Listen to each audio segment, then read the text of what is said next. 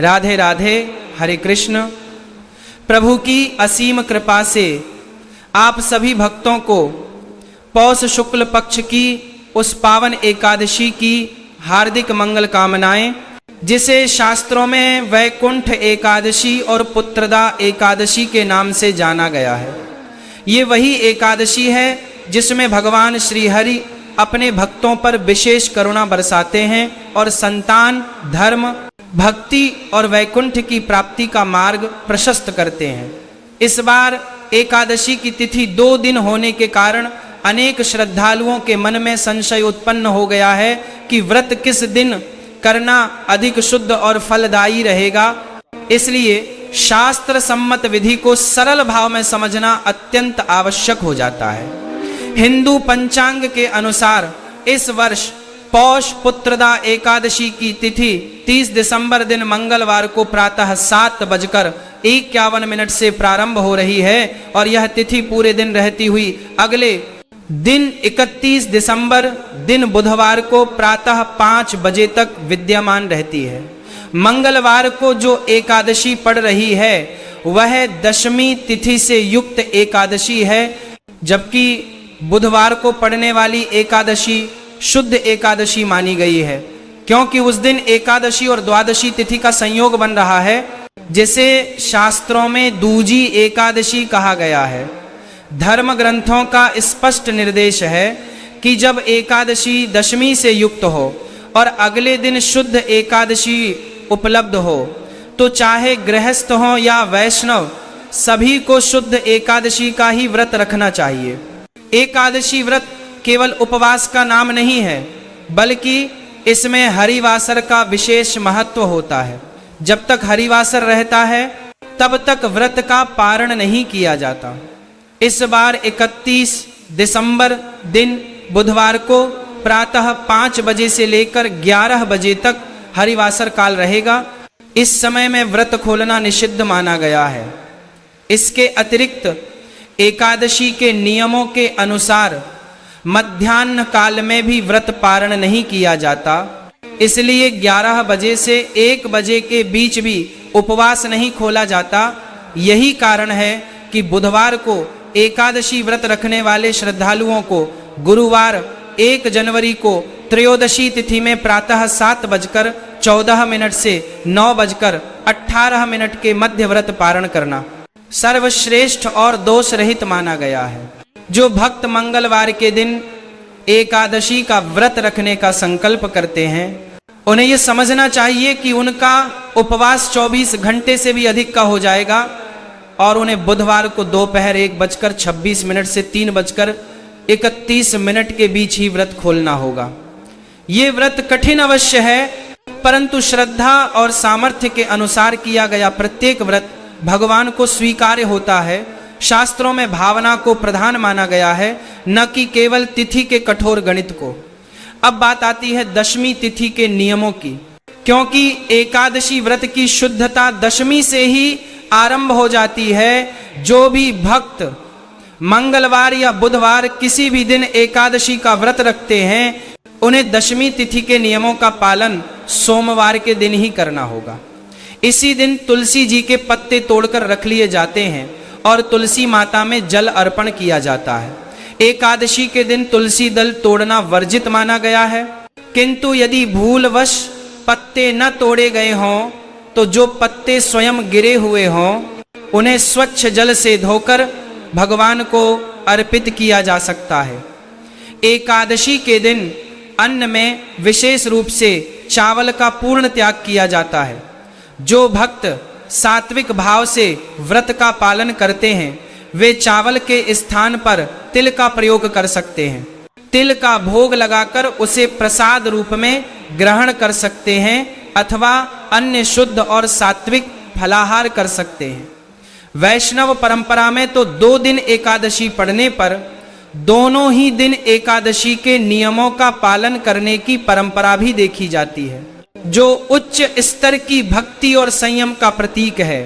पौष पुत्रदा एकादशी केवल एक तिथि नहीं है, यह भगवान श्री हरि की उस करुणा का द्वार है जहां से संतान सुख वैकुंठ की कामना और जीवन की अनेक बाधाओं का निवारण संभव होता है।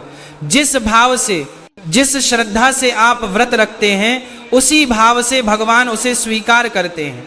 तिथि का निर्णय शास्त्र बताते हैं, परंतु फल का निर्धारण आपकी भक्ति और निष्ठा करती है। इसलिए बिना किसी भ्रम के शुद्ध एकादशी के महत्व को समझते हुए नियमों का पालन करें और भगवान के चरणों में अपने मन को अर्पित कर दें। एकादशी का व्रत वास्तव में दशमी तिथि से ही आरंभ हो जाता है।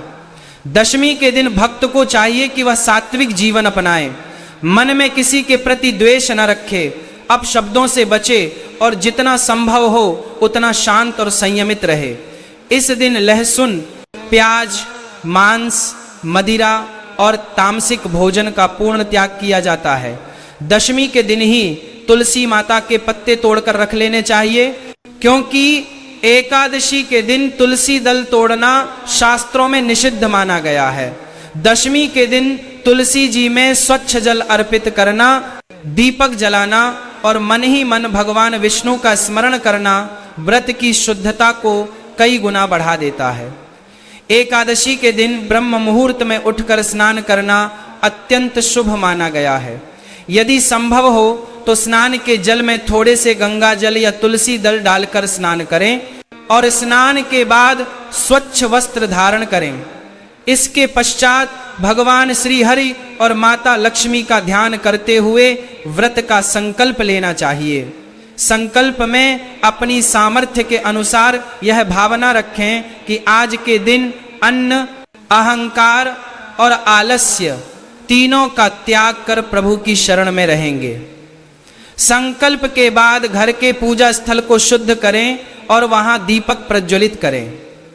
पुत्रदा एकादशी के दिन पूजा विधि अत्यंत सरल है, परंतु भाव से परिपूर्ण होनी चाहिए। भगवान विष्णु या लक्ष्मी नारायण के स्वरूप को पीले या स्वच्छ वस्त्र अर्पित करें, चंदन या केसर का तिलक लगाएं, अक्षत अर्पित करें और तुलसी दल अवश्य चढ़ाएं। तुलसी भगवान को अत्यंत प्रिय है, इसलिए बिना तुलसी के विष्णु पूजन अधूरा माना गया है। इसके बाद धूप, दीप और नैवेद्य अर्पित करें। नैवेद्य में फल, मिष्ठान, सूखे मेवे या तिल से बनी वस्तुएं अर्पित की जा सकती हैं। एकादशी के दिन चावल का पूर्ण त्याग किया जाता है, इसलिए चावल से बनी किसी भी वस्तु का प्रयोग न करें। एकादशी के दिन क्या खाना चाहिए और क्या नहीं, यह प्रश्न कई भक्तों के मन में रहता है। शास्त्रों के अनुसार एकादशी पर अन्न ग्रहण नहीं किया जाता। विशेष रूप से चावल का सेवन पूर्णतः वर्जित है। जो भक्त निर्जला व्रत कर सकते हैं वे जल भी ग्रहण नहीं करते और केवल भगवान का नाम स्मरण करते हुए दिन व्यतीत करते हैं। जो भक्त निर्जला व्रत नहीं कर सकते वे फलाहार कर सकते हैं। फलाहार में फल, दूध, दही, मखाना, सिंघाड़े का आटा, कुट्टू का आटा, साबूदाना और तिल का सेवन किया जा सकता है। ध्यान रहे कि फलाहार में भी लहसुन, प्याज और साधारण नमक का प्रयोग न हो, सेंधा नमक का उपयोग किया जा सकता है। एकादशी के दिन क्या नहीं करना चाहिए यह जानना भी उतना ही आवश्यक है। इस दिन क्रोध, झूठ, निंदा और विवाद से दूर रहना चाहिए। किसी का अपमान करना, किसी को दुख पहुंचाना या मन में नकारात्मक विचार लाना व्रत के फल को कम कर देता है। एकादशी के दिन बाल कटवाना, नाखून काटना, तेल मालिश करना और तामसिक व्यवहार करना वर्जित माना गया है। इस दिन शारीरिक सुखों से अधिक मानसिक शुद्धता पर ध्यान देना चाहिए। पुत्रदा एकादशी का विशेष महत्व उन दंपतियों के लिए बताया गया है जो संतान सुख की कामना रखते हैं। इस दिन पति पत्नी को संयम का पालन करते हुए भगवान विष्णु से संतान प्राप्ति की प्रार्थना करनी चाहिए। शास्त्रों में वर्णन आता है कि इस एकादशी के प्रभाव से संतान बाधाएं दूर होती हैं और योग्य संतान की प्राप्ति होती है। किंतु यह ध्यान रहे कि व्रत केवल कामना पूर्ति के लिए नहीं बल्कि भक्ति और धर्म के लिए किया जाए, क्योंकि जब भक्ति शुद्ध होती है तो कामनाएं स्वतः ही पूर्ण होने लगती हैं। एकादशी के दिन कथा श्रवण का भी विशेष महत्व है। पुत्रदा एकादशी की कथा सुनने या पढ़ने से व्रत का पुण्य कई गुना बढ़ जाता है। कथा के माध्यम से मन भगवान के चरित्र में लीन हो जाता है और सांसारिक चिंताओं से मुक्ति मिलती है। यदि घर में कथा पढ़ना संभव न हो तो भगवान के नाम का जप करें, विष्णु सहस्त्र नाम का पाठ करें या नमो भगवते वासुदेवाय मंत्र का जाप करें। रात्रि में जागरण करना एकादशी व्रत का महत्वपूर्ण अंग माना गया है। यदि संपूर्ण रात्रि जागरण संभव न हो तो कम से कम कुछ समय भगवान का भजन, कीर्तन या नाम स्मरण अवश्य करें। जागरण का अर्थ केवल जागना नहीं बल्कि मन को भगवान में जागृत रखना है। इस दिन अधिक से अधिक समय प्रभु के चिंतन में बिताने का प्रयास करें। अब बात आती है व्रत पारण की, क्योंकि एकादशी व्रत का सही फल तभी मिलता है जब पारण शास्त्रानुसार किया जाए। द्वादशी तिथि में हरिवासर काल समाप्त होने के बाद ही व्रत खोला जाता है। पारण के समय सबसे पहले भगवान को भोग अर्पित करें, ब्राह्मण या जरूरतमंद को यथाशक्ति दान करें और फिर स्वयं भोजन ग्रहण करें। पारण में भी अत्यधिक तामसिक भोजन से बचें और सात्विक आहार ही ग्रहण करें। पुत्रदा एकादशी हमें यह सिखाती है कि जीवन में संयम और भक्ति का कितना बड़ा महत्व है।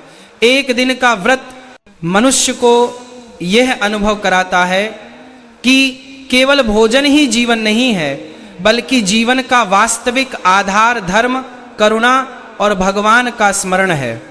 जो भक्त इस भाव से एकादशी का व्रत रखते हैं उनके जीवन में धीरे धीरे सकारात्मक परिवर्तन आने लगते हैं, घर में शांति बढ़ती है और मन स्थिर होता है।